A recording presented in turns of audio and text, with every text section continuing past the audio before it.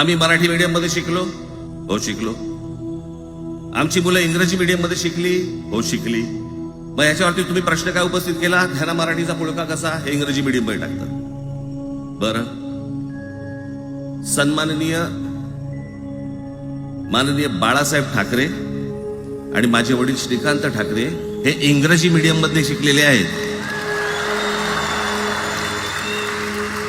या दोघांवरती तुम्ही मराठीबद्दल शंका घेऊ शकता का? Lalkrishna Advani Saint Patrick high school Christian missionary school मध्ये शिकले. हिंदुत्वावर शंका घेऊ का त्यांच्या? कॉन्व्हेंट स्कूल मध्ये शिकलेले आहेत अडवाणी.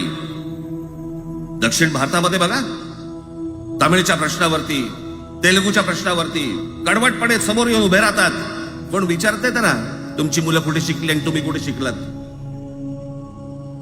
उद्या मी हिब्रू भाषेत शिकीन आणि मराठीपणाचा कडवट अभिमान बाळगीन, काय प्रॉब्लेम आहे?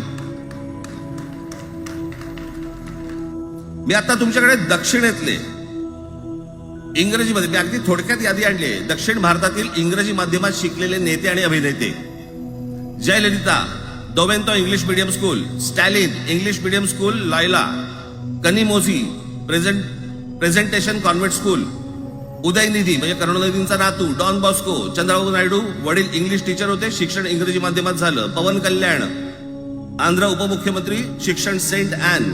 नारा लोकेश NTRचा नातू, चंद्रबाबूंचा मुलगा, स्टॅनफोर्ड स्कूल.